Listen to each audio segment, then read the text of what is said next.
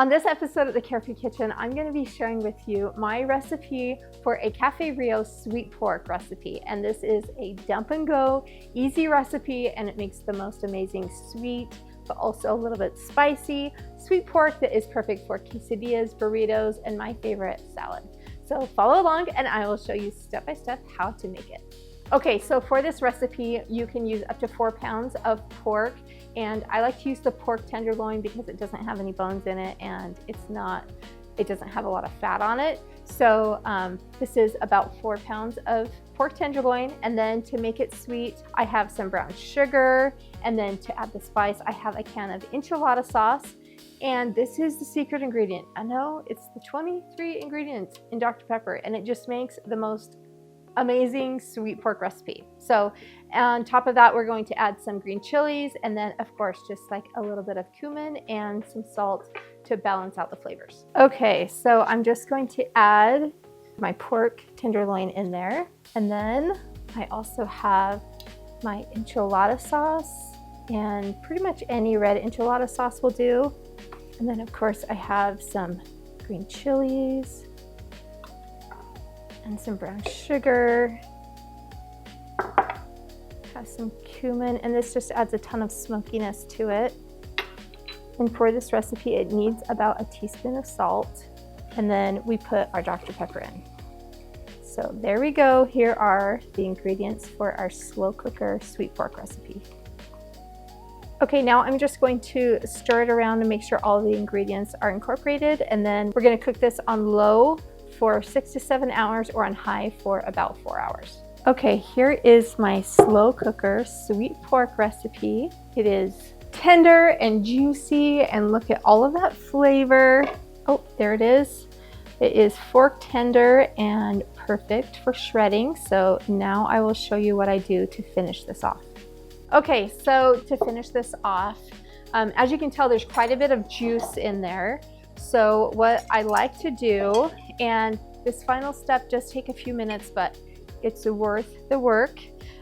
You can just shred it like this and then put it back into the juice, but I like to take it out, and then I'm going to reduce the sauce. So, but first let's shred this pork. Okay. I'm just going to set this aside here for just a minute. Okay, so then with this pork, I'm just going to use 2 forks, and you can just easily shred this. And you want it to be shreddable, and if your pork is not shreddable yet with just 2 forks, then it's not done. You need to cook it for longer.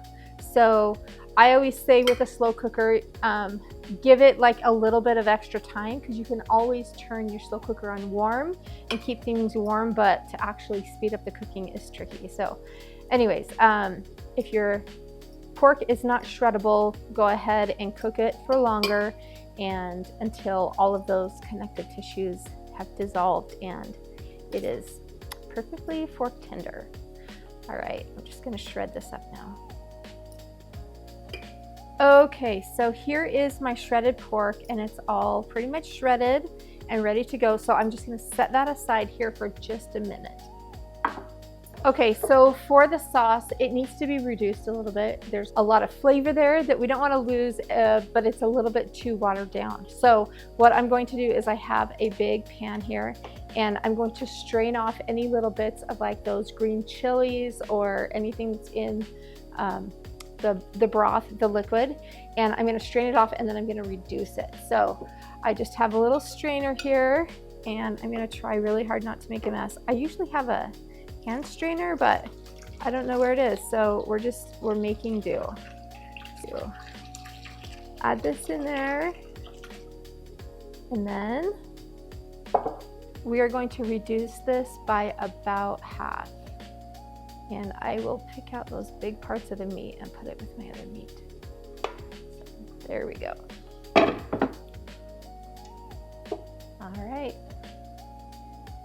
All right, so I'm just going to turn this on high here, and we're going to get this up to a rapid boil and then boil it for about 10 minutes.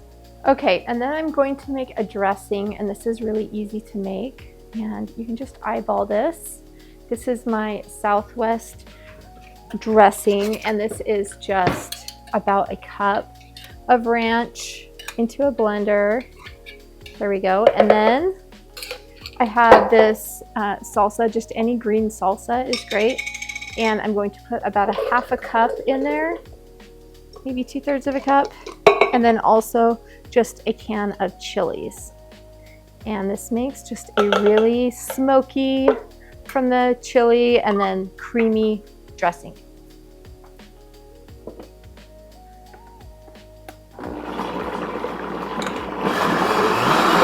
Okay, here is our dressing. There we go.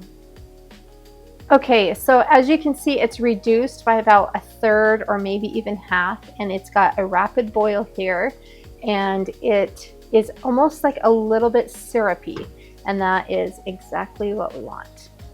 Okay, so now we have our sauce here, and it's pretty thick, and I'm going to pour about half of it on. You may not need the entire thing. You want all of the pork to have enough juice, but also you don't want a lot standing. So I'm just gonna set this right here. So now I'll just mix it up.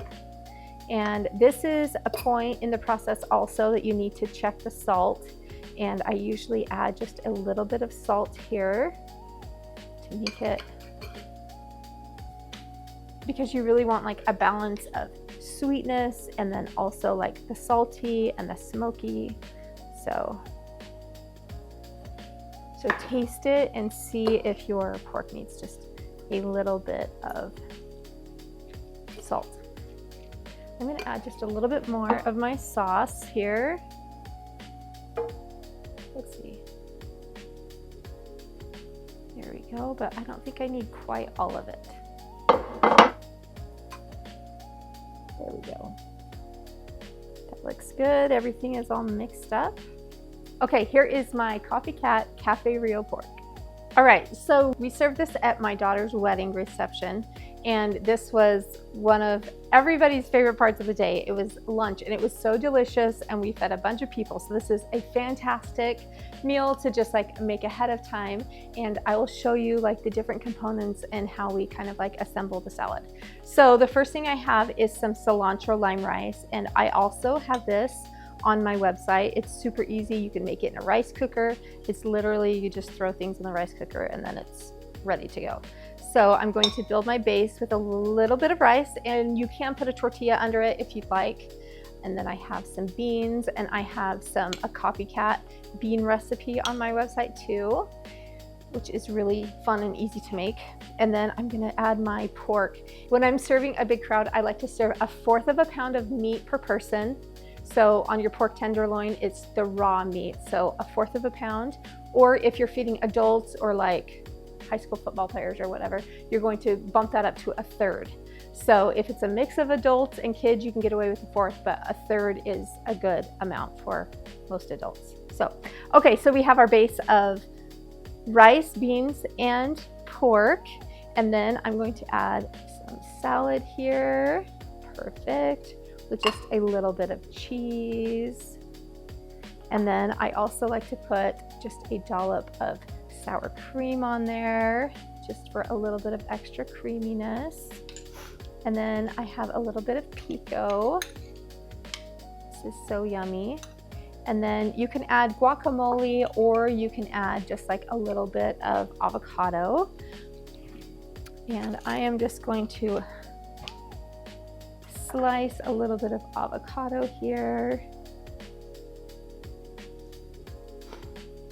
and then scoop it out onto my salad. Just so pretty. There we go. And then I also like to put a few of the tortilla chips on top, and then also some of my cilantro lime dressing. And this just makes a really yummy salad. There we go. All right, now it's time to try our Cafe Rio salad, and there we go. Look how gorgeous that is.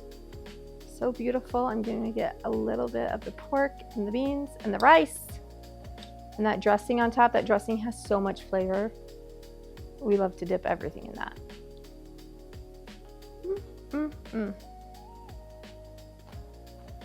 This meal never gets old.